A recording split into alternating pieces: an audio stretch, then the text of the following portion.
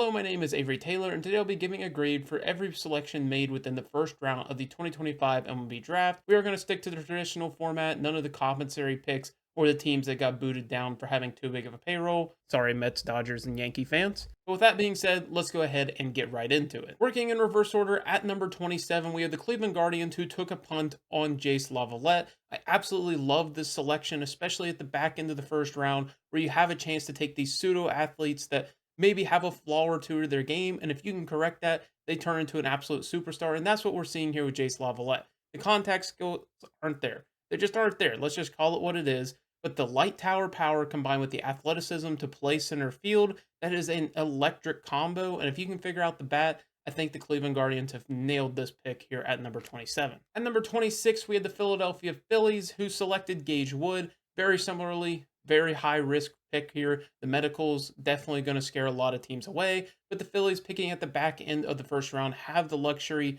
of taking a risk on a player like this, knowing they won't have to invest as much capital. Gage Wood is incredible, has an incredible fastball already at a 70 grade, curveball good as well, good control on top of that. Needs to work on the third and fourth pitches, but whenever you have that kind of elite combo to kick things off and just needs a little bit of tweaking with some other stuff, that's an excellent pick here at the end of the first round. At number 25, I gave the San Diego Padres an A for their selection of Cruz Schoolcraft. He is just one heck of an athlete. We know the Padres love their hulking athletes, and Cruz definitely fits that.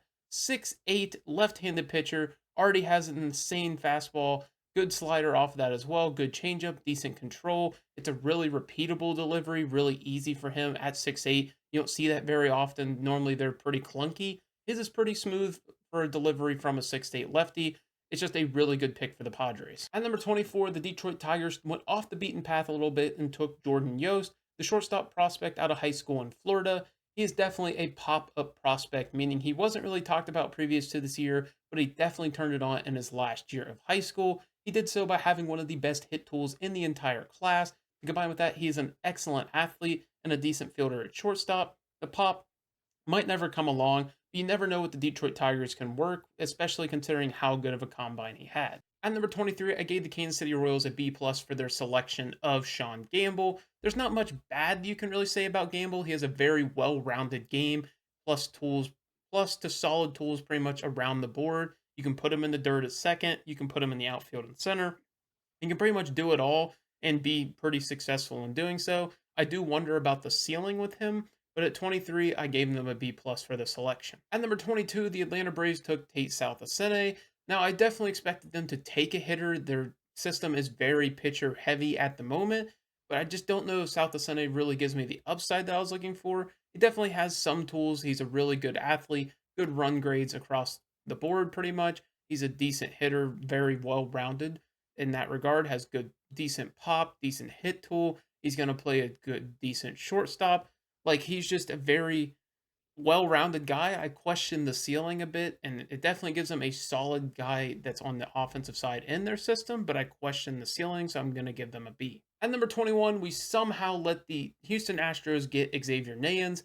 I will say I was very high up on Nayans. I definitely love the upside with the power, the arm, probably going to move the third base, but he's just going to be a bopper. Now, the question with him for a lot of people is the hit tool. I think it would be fine, but he does have a bit of swing and miss, and that does turn some people off. So I can understand why he fell a little bit.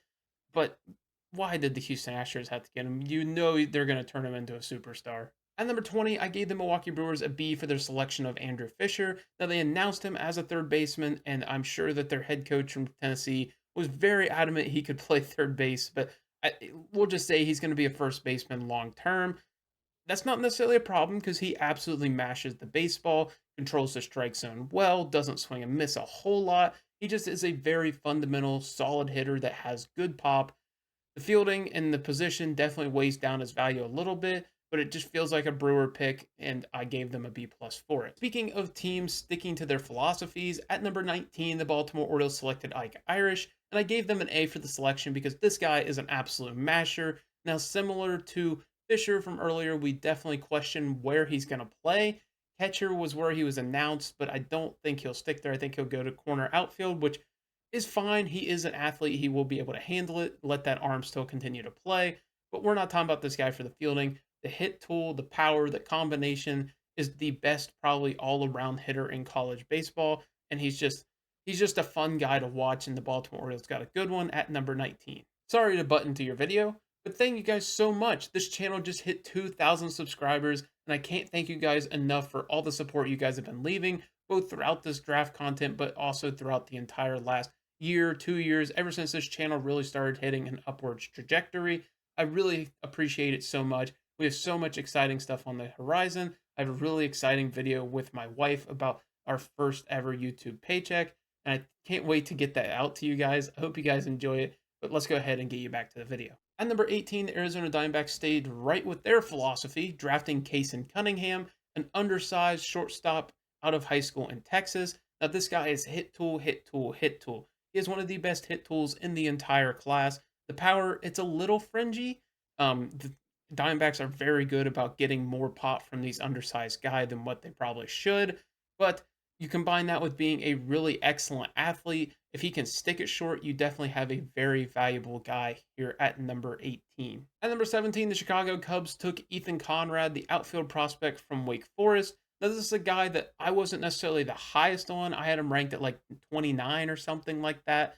He went at 17, and for some reason, I just believe in the Cubs enough with their established record of taking well-established college hitters with a good track record. I believe it's going to work, so I gave them an A. I don't know if it's too much blind faith in the Cubs or what it is, but I definitely think this is just like a match made in heaven. At number 16, the Minnesota Twins took fellow Demon Deacon Merrick Houston. Now, this was a pick at first I didn't necessarily love just because I don't know that I love the hitting profile from Merrick Houston.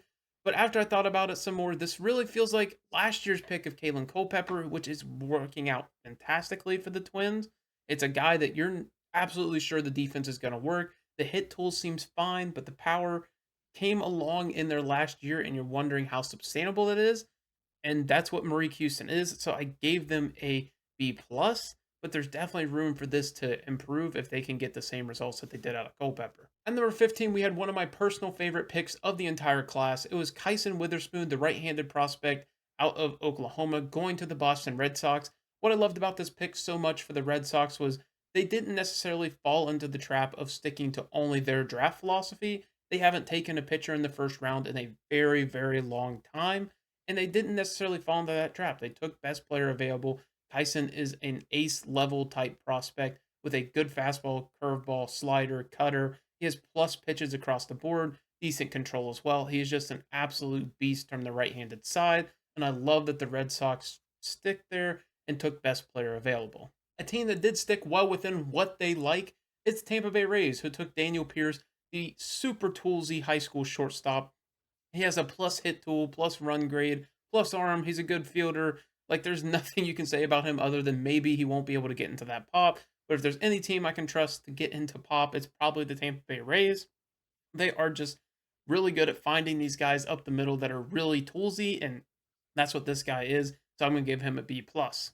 At number 13, the San Francisco Giants took Gavin Killen, the shortstop slash utility prospect from Tennessee. You can move him around the diamond. He is just an incredible athlete, and I wonder if there's that much of a ceiling on this guy. He has a very good floor. He has a great hit tool. The power is fringy, I would say. He's a decent runner, decent arm. He's a good fielder. He just feels like a guy that's going to hit for some good average, move around the diamond, and be just a great athlete. I just question the ceiling.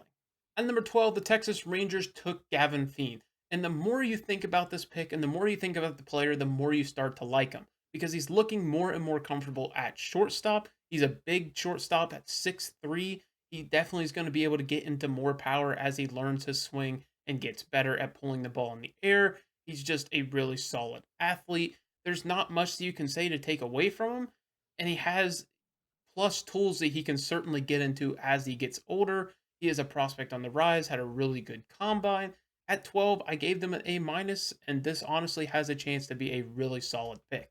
At number 11, I have my favorite pick of the entire draft with Jamie Arnold going to the Athletics at 11. It just feels like a match made in heaven. I wouldn't say that Jamie Arnold is the best prospect in this class. He's not even the best left-hander in this class. But what he does is he throws from a funky arm slot. He has a good fastball, good slider, decent changeup, and has good control. Plus, he fits the Athletics philosophy where they've been recently taking really good high floor players that can get to the majors quickly. They've been a little bit like the Angels in that regard. And Jamie Arnold can certainly fit that bill. If you needed him to, he could be in the majors by the end of the season. You really wouldn't bat an eye.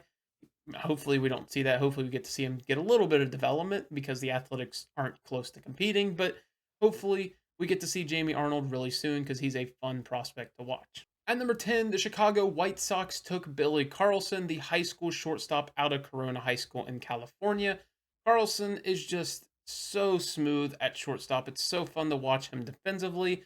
Offensively, there's a long ways to go. And I think that's okay for the White Sox because they're a team that's not really close to competing. You're not in the rush to get somebody that's, get up to the majors quickly. Billy Carlson has some stuff to work on the offensive side, but he definitely has the frame to get into a decent pop position. Hit tool seems fine as it stands. Just definitely needs some work to get that swing more consistent. But if you're talking about upside, if you can even get an average hitter with this kind of defense, he's going to be immensely valuable. So I gave them an A minus. At number 9, the Cincinnati Reds took Steele Hall, the high school shortstop who's just an uber athlete with 70 grade speed.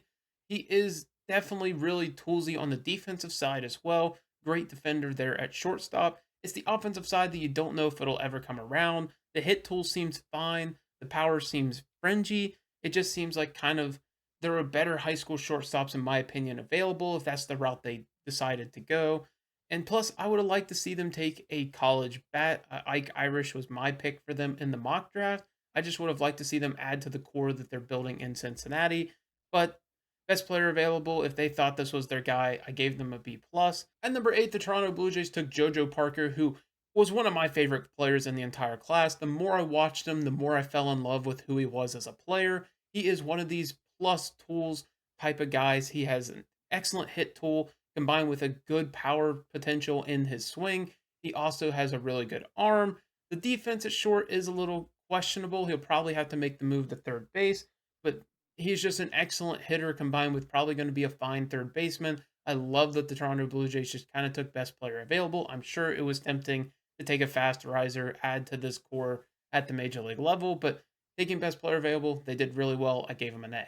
And number 7, this was another team I was pleasantly surprised with, the Miami Marlins taking Ava Arquette, the college shortstop prospect out of Oregon State. What he does really well is he has some excellent power that he can get into. Standing at 6'5" as a shortstop, you're going to have some pop that you can get into, combined with a good hit tool. He has a good arm. He's just a really exciting shortstop to think about. He already has a pretty good floor as well. And I'm really glad that the Miami Marlins took best player available, didn't fall into the underslotting. I'm assuming they didn't underslot this guy at number 7. I don't have the contract values, but I'm just assuming. At number 7, I'm glad they're adding to the top end of this farm system that they have quietly built up to a pretty decent system. And at number 6, I think the Pittsburgh Pirates took the right guy. It just might not be the one that a lot of their fan base would want. I think that Seth Hernandez has the most upside of any player within this class if you take positional value away. Seth Hernandez is a dog.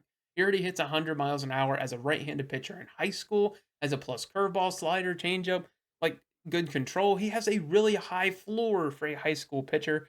Now, obviously, you have a lot of risk involved with taking a right-handed pitcher out of high school, but if you're going to take one, I think Seth Hernandez was that guy. Now, you have to question whether not taking a college bat was, where your priorities should lie, but I think best player available is perfectly fine here for the Pirates. Seth Hernandez, even if this general manager doesn't see it through, he is a dog. At number 5, that gave the St. Louis Cardinals an A minus for their selection of Liam Doyle. This one didn't feel like a Cardinals pick for me. They always take a guy that I'm like, oh yeah, that's a Cardinal. But Liam Doyle doesn't necessarily fit that bill for me because he feels like a very boomer bust type of prospect. At 5, there is a lot of reliever risk here with him. He's very reliant on that 75 grade fastball for good reason, but you do question about the secondary stuff.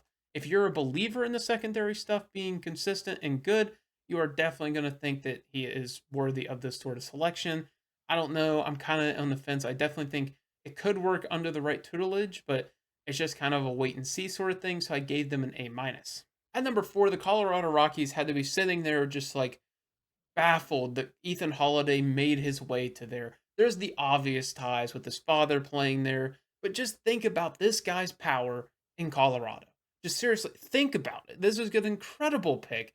They did really well. They got an A. They stuck, took best player available. They're not in a rush to get him up.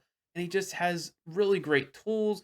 How he got here at 4, I don't know. The teams that above them, I think, fumbled it a little bit, but Ethan Holiday at 4 to the Colorado Rockies felt like a fever dream probably for Rocky fans. At number 3, I definitely saw the Mariners taking a pitcher at this spot just because you know how good they are at developing pitching. And Cade Anderson was still here on the board, so it just made perfect sense. In my mock, I had Seth Hernandez going here because I thought Cade Anderson would already be gone. But here we are. Cade Anderson at number 3, going to get an A as well. You don't need to hype this guy up any more than he already has because he has just been on helium this whole draft process.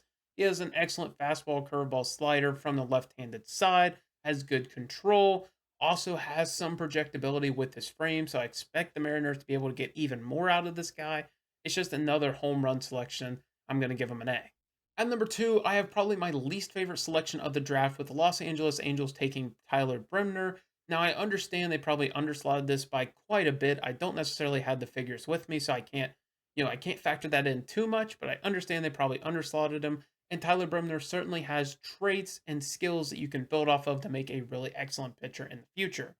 Fastball changeup, almost unmatched. His changeup is incredible, probably the best in the class. He has good control. I just really question the slider if he can add something that moves horizontally so he's not just up and down with the fastball changeup. I need to see him be able to get right-handed batters out. And right now, I just don't know that he can get a major league hitter out that's right-handed. I know he throws a lot of changeups to right-handers, but you don't necessarily see that traditionally. And I question if he'll be able to spend enough time in the Angels system to develop that. At number 1, the Washington Nationals took Eli Willett, who I'm not the biggest fan of. I still had him ranked at 7th in my draft prospects, but like compared to others, that wasn't necessarily as high. And it's just because I don't love these floor over ceiling types. I'm definitely a ceiling chaser. I'm guilty, but I just don't love this. I don't love the floor over ceiling type. I think he has a good hit tool. He's a good athlete, going to stick at shortstop, but I question if he'll ever get into the pop to really be an elite shortstop in the game. I think he could definitely get into like 10, 15 home run range, but as a ceiling, I don't know if that's what I want for my number 1 overall pick. If I had the number 1 overall pick, I want that pick to hit and be a superstar. Obviously, can't all be like that, but that's where I'm at with the number 1 pick, and I just don't know that Eli Willits will be that. I think he'll be solid. I think he'll be a good shortstop for a long time, but I just question if he'll ever have the ceiling. Thank you guys so much for watching. I hope you guys enjoyed it. If you disagreed, please keep it semi-respectful in the comments. I know sometimes people get passionate about this stuff. At the end of the day, we all don't know what we're talking about. We're all just having fun with this. Hope you guys enjoyed it again. Thank you guys so much for watching, and have a wonderful day.